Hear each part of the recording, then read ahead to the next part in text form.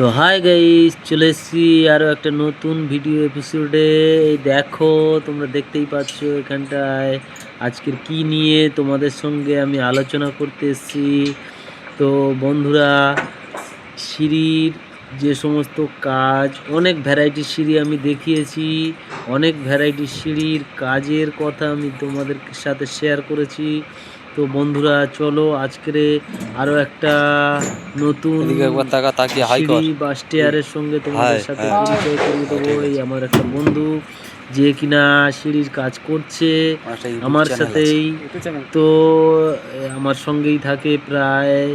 তো একটা সিঁড়িতে দেখো, তোমাদের আজকের যে সিঁড়িটা নিয়ে আলোচনা করব সেই সিঁড়িটা খুবই একটা ভাইটাল সিঁড়ি। যেমন তোমাদেরকে 16 রডের এর আগে আমি সিঁড়ি দেখিয়েছি, এর আগে অনেক রকমের সিঁড়ি দেখিয়েছি, কিন্তু আজকেকার সিঁড়িটা সব সিঁড়ির থেকে একটু আলাদা। তো এই সচরাচর এই সিঁড়িগুলো বড় বড় শপিং মহল বা বড় বড় কোনো একটা কি বলে স্কুল কলেজ, যে সমস্ত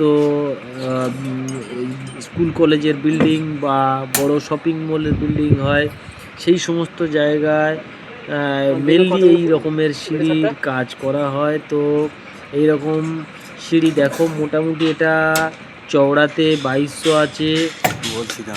আর দেখতেই পাচ্ছ এখানটায় রড বেন্ডিংয়ের কথা কি বলবো, মানে একেবারে বলে বোঝানোর মতো না, তবুও সামথিং আমি যতটুকু পারবো তোমাদের সাথে শেয়ার করব। তো দেখতেই পাচ্ছ এখানটায় মোটামুটি একটা সিঁড়িতে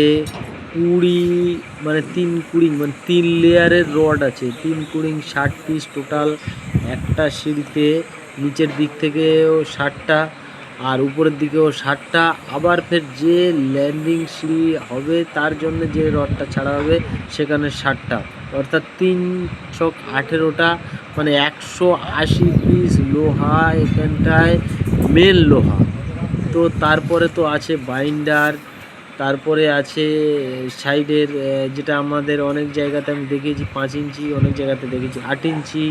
তো এইখানে আজকে যেটা দেখাবো এটা এই কারণে ইউনিক যে দেখো এখানটায় টোটাল 3 লেয়ারের রড আছে, আর 3 লেয়ারের রডের হিসাবটাও আছে L3 একটা, L4 একটা, আর একটা মেন লোহা যেটা কিনা আমাদের ডালের লোহাও বলা হয়।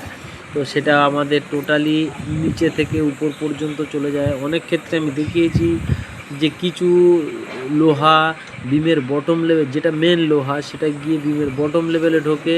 আবার কিছু ক্ষেত্রে আমি দেখিয়েছি যে কিছু মেন লোহা যেটা কিনা একেবারে বিমের টপে গিয়ে ঢোকে, আবার কিছু ক্ষেত্রে একেবারে বিম থাকেই না। তো সমস্ত কিছু আমি দেখিয়েছি। তো আজকের দেখে নাও, এখানে আমাদের টোটাল 3 লেয়ারের সিঁড়ি, রড বা স্টিল ছাড়া আছে বা লোহা ছাড়া আছে। তো দেখতে পাচ্ছ এখানটা L3-তে একটা আছে, L4-এ একটা আছে, প্লাস একটা মেন লোহা যেটা থাকে সেটা কমন আছে। তো দেখছো আমাদের এখানটায় যে ডিজাইন করে রডের ভাঁজটা দেওয়া হচ্ছে কত সুন্দর, স্বচ্ছ এবং অ্যাকিউরেট এবং অ্যাকিউরেসির সাথে, যে আমরা দেখো এখানটায় কাজটা আমরা করেছি।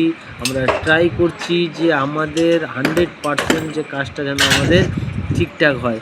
তো বন্ধুরা, মোটামুটি সিঁড়ির রড বাঁধা অনেক রকমভাবেই হয়, অনেক রকমভাবেই দেখেছো, কিন্তু দেখো বলে না যে ভালোর ভালো যাকে বলা হয়, তো এখানে ভালোর ভালো কোয়ালিটি হিসাবে এখানে রড বেন্ডিং করা হচ্ছে। এই যে রড বেন্ডিং তোমাদেরকে যেটা দেখালাম, আবার আমি দেখাচ্ছি কয়েক মুহূর্তের জন্য তোমাদেরকে, যে দেখো এখানটায় রডগুলো যেভাবে বেন্ডিং করা হয়েছে, যেভাবে ভাঁজ করা হয়েছে, তা প্রায় একটা ইউনিক ডিজাইন বলা যেতে পারে, বা একটা কি বলবো, একটা সুন্দর ডিজাইন। দেখতেই পাচ্ছ, এই দেখো এখানে যে রডগুলো বাঁধা হয়েছে তার গ্যাপটা মানে কতটা নিখুঁত অ্যাকিউরেসির সঙ্গে বাঁধা হয়েছে, যেটা কি না একেবারে দেখতে সুন্দর, স্বচ্ছ এবং নিখুঁত কাজ যাকে বলা হয়। তো বন্ধুরা, ভিডিওটা বেশি বড় করবো না, তাতে তোমরা করছে তো দেখতেই পাচ্ছ খুব একটা ইন্টারেস্ট নষ্ট হয়ে যেতে পারে। তো দেখো এখানে পুরো ডিজাইনটাকে একদম বরফি যাকে বলা হয় সেই রকমের শেপ দেওয়া হয়েছে রডগুলোকে ব্যান্ড করে। আর তোমাদেরকে ভিডিওতে যেভাবে দেখাচ্ছি একেবারে রডের কাছে থেকে আর স্বচ্ছভাবে আমি তোমাদেরকে এক্সপোজ করার চেষ্টা করছি। তো আর ভিডিওটা বেশি বড় করব না, দেখা হবে নতুন কোনো ভিডিও এপিসোডে, নতুন ভিডিও। আমার বন্ধুরা আজকে এই পর্যন্ত, টাটা, বাই বাই, সবাই ভালো থাকবে।